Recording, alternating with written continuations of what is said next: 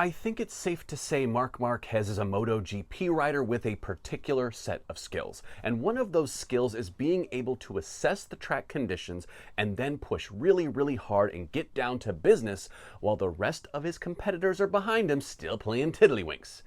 Yeah, I just said tiddlywinks. But before I get into everything that happened this last weekend at Misano, if you could please subscribe here on YouTube, help us grow, and a fun little fact, I basically respond to every single comment. So come talk some MotoGP. Okay, let's rewind back to Saturday qualifying because it wasn't that great for Marc Marquez. He has a pretty nasty crash and bruises the family jewels on his way to only qualifying 9th on the grid. Not what he wanted to do. But the rest of Saturday qualifying kind of went as you'd expect. We had Pecco Bagnaia breaking a new lap record, being on the front row with his two VR46 Academy buddies. That's right, we had a Franco Morbidelli and Marco Bezzecchi sighting on the front row of the grid, which has not happened this year very much for either of those guys. Martin had to settle for qualifying 4th, and Acosta and Binder were flying the KTM flag also on that second row. And as much as everyone expected Pecco Bagnaia to dominate the sprint race on Saturday, I mean, it is home track, it's Misano, he's fast, he's back.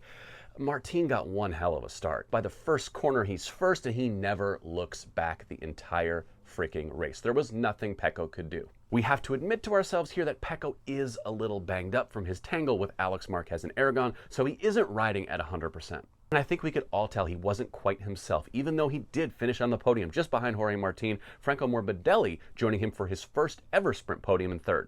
And behind them, the last GP24 Ducati and Enea Bastianini finishes 4th, which means the first 4 are all the latest spec Ducati. 1, 2, 3, 4. It had never happened before, if you can actually believe that, but it's true. Marc Marquez starts 9th, comes through to 5th, and Pedro Acosta has to settle for a top 6. But not bad for the KTM. It seems like they're getting things back together. And while 9th place in one single solitary sprint point might not seem like much to celebrate about, it was positivity coming out of the Yamaha garage for Fabio Quartararo. And then we move on to Sunday, where nothing happened the way any of us expected.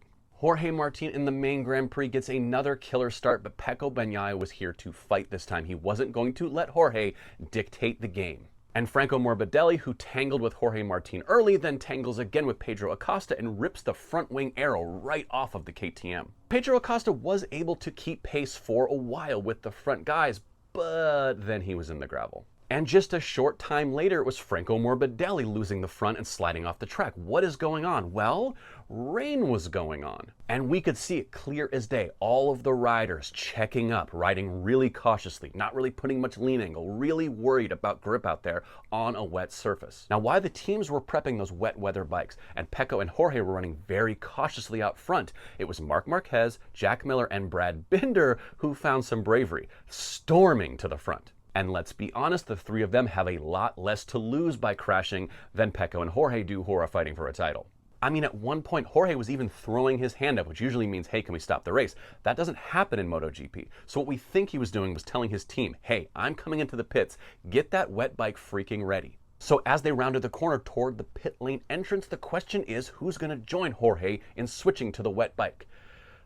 Nobody. Well, nobody at the front anyway. Pecco, Enea, Marc, Brad, Jack all keep on the track during the wet conditions, and Jorge Martin goes to get the wet bike, putting himself way, way off the pace. This was either the smartest gamble ever or the biggest bonehead move, and we were about to find out very, very quickly. Because within the next half a lap, the rain basically stopped, the track was drying out, and poor Jorge had to pit again to get his dry bike. Which means the battle out front was now Marc Marquez, Pecco Bagnaia, Jack Miller, Brad Binder, and many, many others. And as I said at the beginning, Mr. Marc Marquez is very, very good at assessing tricky conditions and pushing harder and being braver than everyone else on track. He wins the race going away. 2 wins in the last 2 Grand Prix. Do we dare say he's in title contention? Behind him, Pecco runs a very smart race to stay in second, keeping it wheels down and earning 20 championship points, to Jorge Martin's single point, finishing 15th. Enea Bastianini snags that last spot on the podium, but the most entertaining part of the entire race, in my opinion, was Brad Binder versus Alex Marquez, Marco Bezzecchi, Fabio Quartararo, and Jack Miller, all fighting it out for 4th place. Brad ends up coming out on top, taking 4th, Bezzecchi in 5th, Alex Marquez in 6th, and Fabio Quartararo comes through to 7th place. Again, not shabby on the Yamaha. And I do think we have to tip our cap to Pol Espargaro, who finishes top 10 in a really, really tricky race. Not bad for a lowly test rider. He's still got some guts in him.